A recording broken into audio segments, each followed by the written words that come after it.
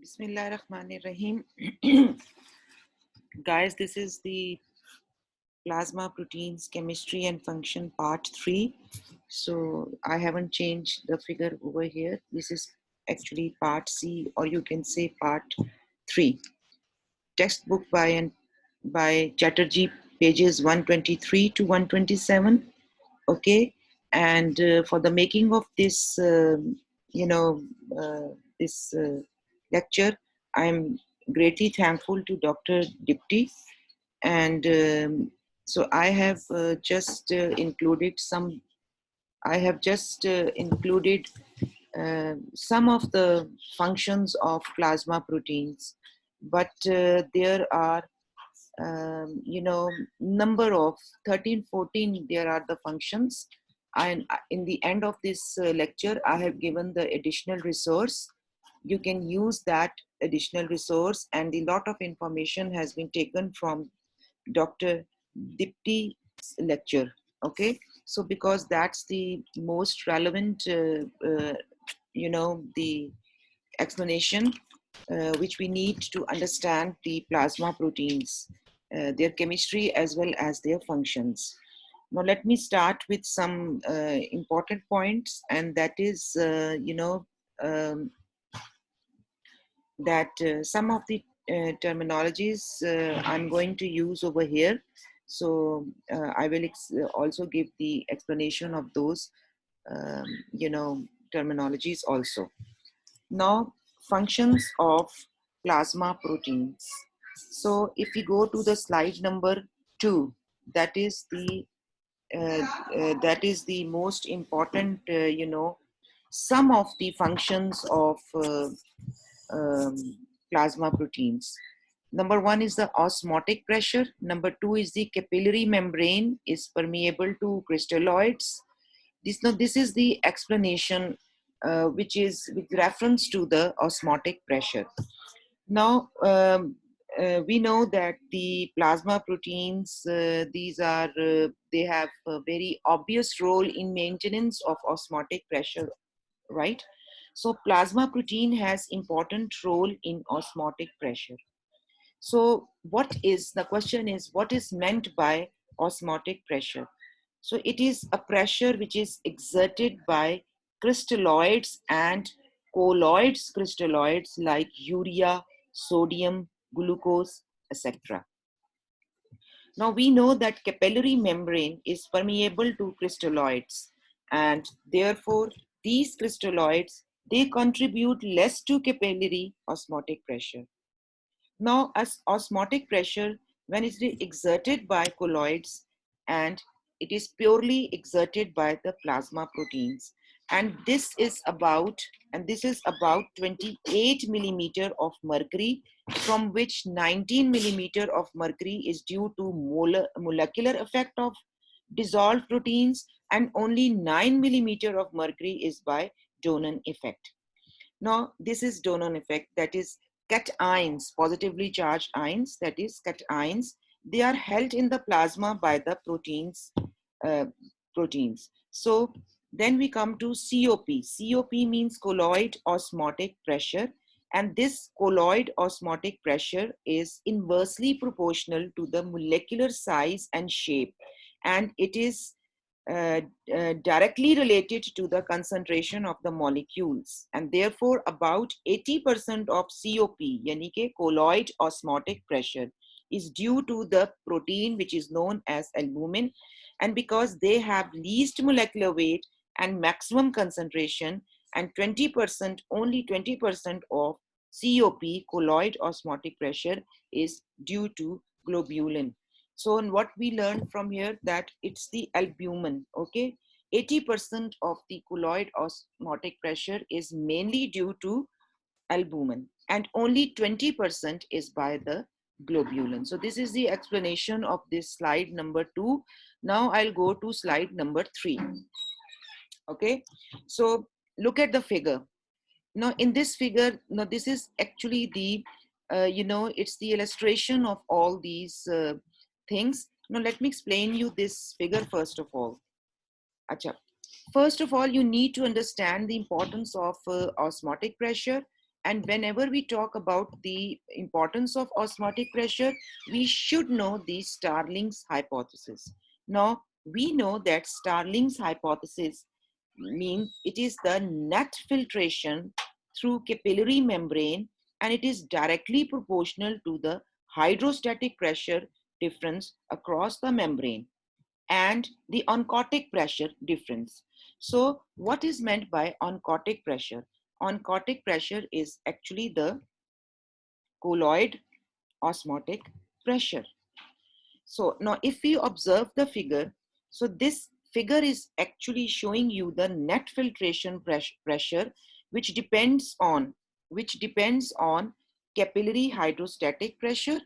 Okay, it depends on capillary hydrostatic pressure, which is abbreviated as PC, and plasma chloride pressure, which is represented by this figure. Okay, and this figure is actually the fluid pressure and colloid osmotic pressure forces operate at the capillary membrane, tending to move fluid either outward or inward through the membrane pores. So this is actually the statistics. I mean, statistics, though I could not say, but this is the illustration that how this pressure is working and how the liquid or the fluid is moving outward or inward via the membrane pores. Now, if you observe the, okay, this is the figure. Now, the next thing is when you observe this figure, so again, I would repeat this thing, that this figure is actually the net filtration pressure, which depends on capillary hydrostatic pressure, which is abbreviated as PC, and plasma colloid pressure, which is represented by this figure. Okay. Now, as well as interstitial fluid pressure. Now, what is meant by interstitial and interstitial pressure?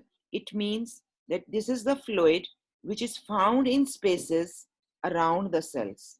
Now, this is abbreviated as PIF. Okay, so this is the interstitial fluid pressure. Okay, and it is abbreviated like this. Further, it is also dependent on interstitial fluid, which is of COP. So ये COP का है, ठीक है? This is the interstitial fluid of colloid osmotic pressure. Now this is about the, this is operating as per the Starling's hypothesis. In the next slide, I'm going to discuss some of the applied aspects of this thing, because हमें पता होना चाहिए कि हमारी body के अंदर how it is going to work. So let's move to slide number 4. So in slide number 4, I have given you some important points regarding applied aspects. Now, first is the hypoproteinemia. This is actually the increased capillary permeability. Second role is in the viscosity of the blood, and you know that viscosity depends on size and shape of protein molecule. Third role is in the blood coagulation. Fourth role is in the defense mechanism of the body by gamma globulin. And the fifth one is the role in the regulation of acid-base balance, contributes for about 15% of the buffering capacity of blood, that is the 1/6. Now I'm going to explain these 6 in detail, the aspects, applied aspects. Okay, so rest, if you want to study further, so you can also go to the link which I have given you in the end of this presentation. You click the link, you follow the instructions or the explanations given by Dr. Dipti, and then you can understand more clearly. Now, what is hypoproteinemia? Proteinemia.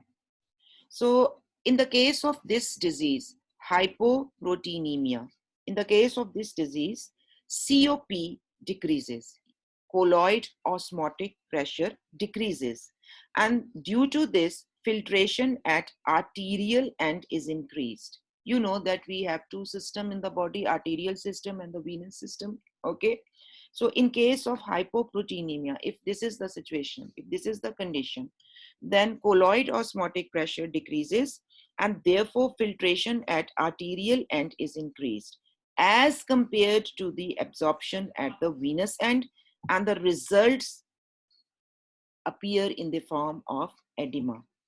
So what is edema? Edema is actually the abnormal accumulation of fluid in certain tissues within the body.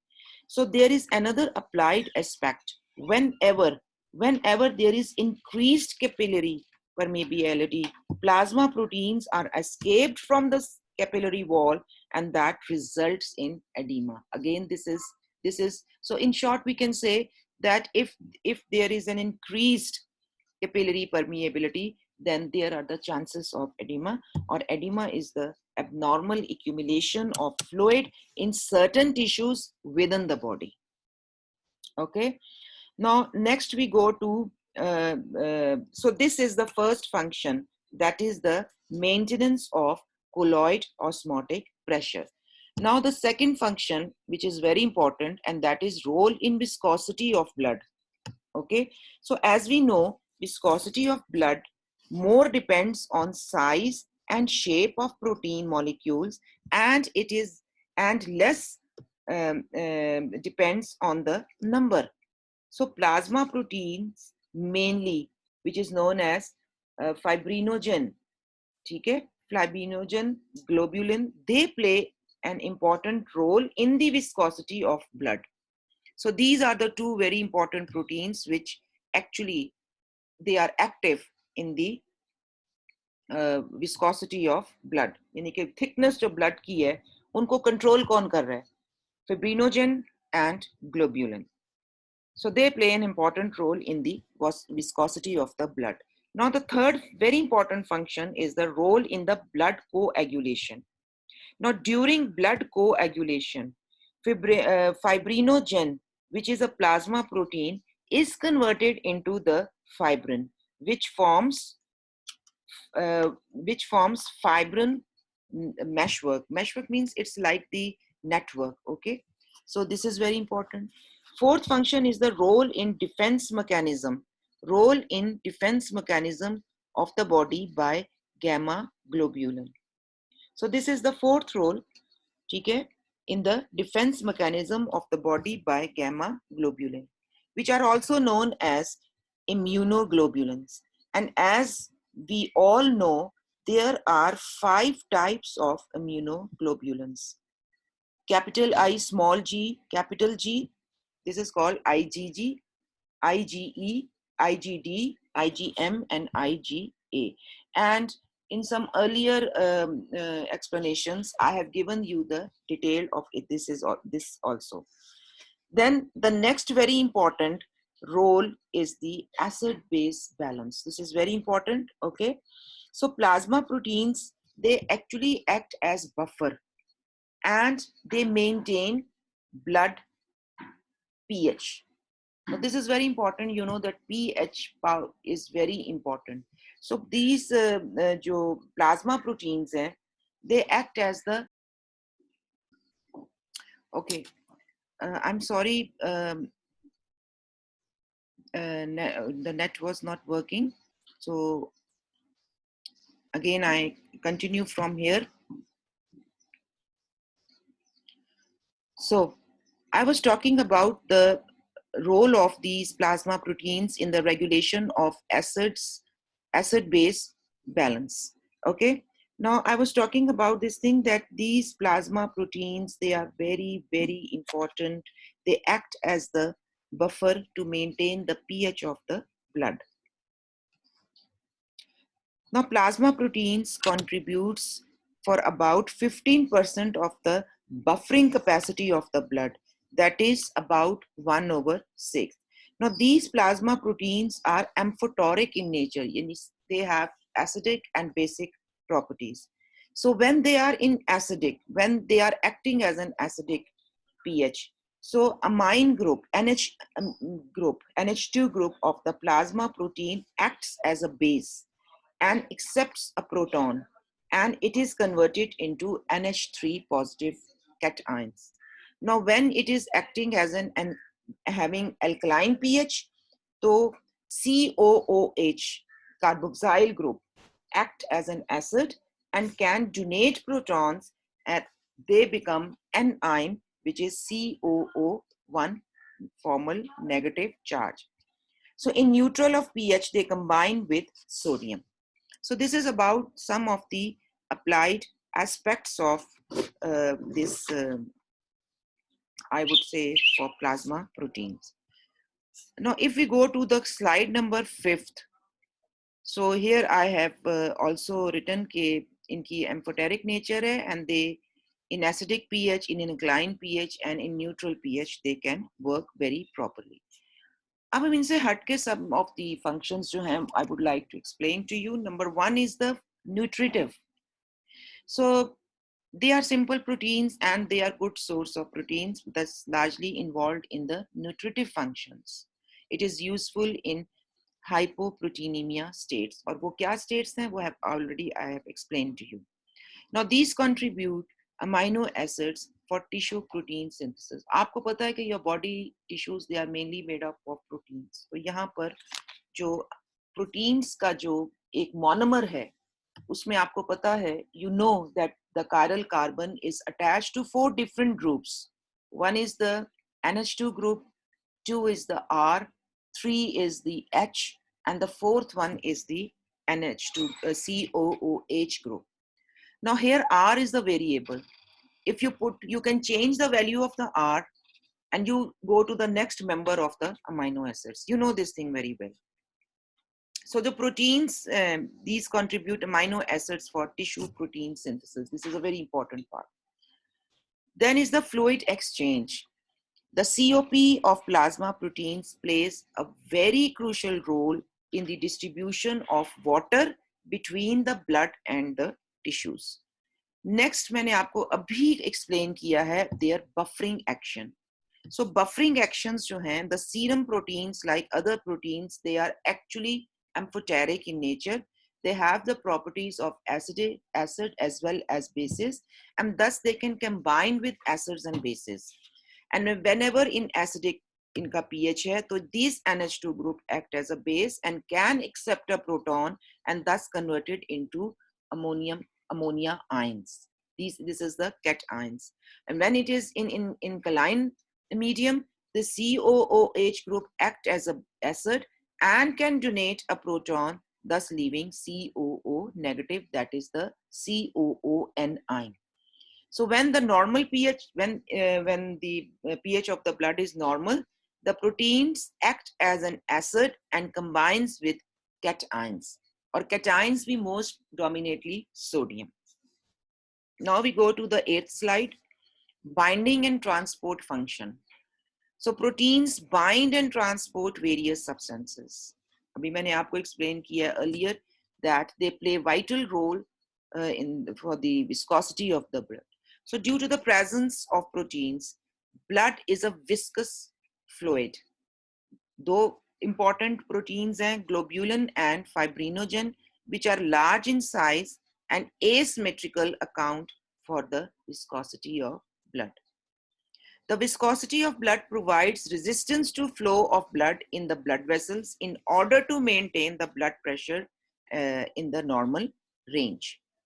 Now we come to the slide number 5, that is the reserve proteins. So एक तो मैंने आपको इनके applied aspects बताए हैं कि जहाँ पे chemistry is involved, यानी कि आप biological system के अंदर chemistry को observe कर रहे हैं. उसमें मैंने आपको 5 इसके applied aspects जो हैं I have already explained to you.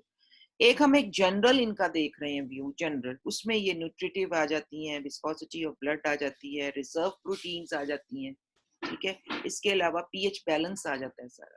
So reserve proteins क्या हैं? The amino acids from plasma proteins can be taken up by tissues and then they are used for building up new tissue proteins and vice versa, especially in the case of injury, right? So role in blood coagulation and fibrinolysis. अच्छा, अब क्या है कि in addition to prothrombin and fibrinogen, plasma contains a number of other components, enzymes, and clotting factors which participate in the process of coagulation of blood. So intravascular clot, which is known as thrombus, whenever it is formed, it is digested by the enzymes of fibrinolytic system, which are already present in the plasma, and thus saves from disastrous effects of thrombosis. So this is another very important role. इसके बाद इसका बहुत important role है immunological function, यानी कि these are body defence mechanism system.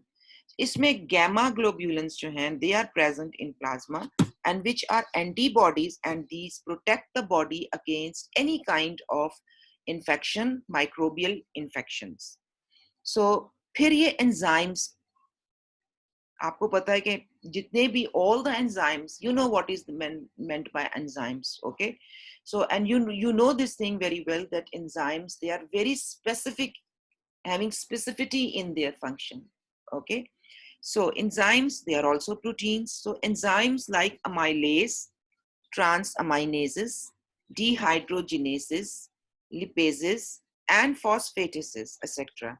These are present in small quantities in the normal blood, and they show quantitative variation, that is increase or decrease with different disease processes, and thus their estimation in the blood are of immense help in the diagnosis of diseases, and serial estimations help in assessing prognosis or the diagnosis, right? So this is the additional resource. To understand further role, consult Dr. Dipti YouTube link and you can find. Otherwise, as per your class course content requirement, this is enough. So guys, I hope you understood this class functions of plasma proteins very clearly. So thank you so much for bearing me.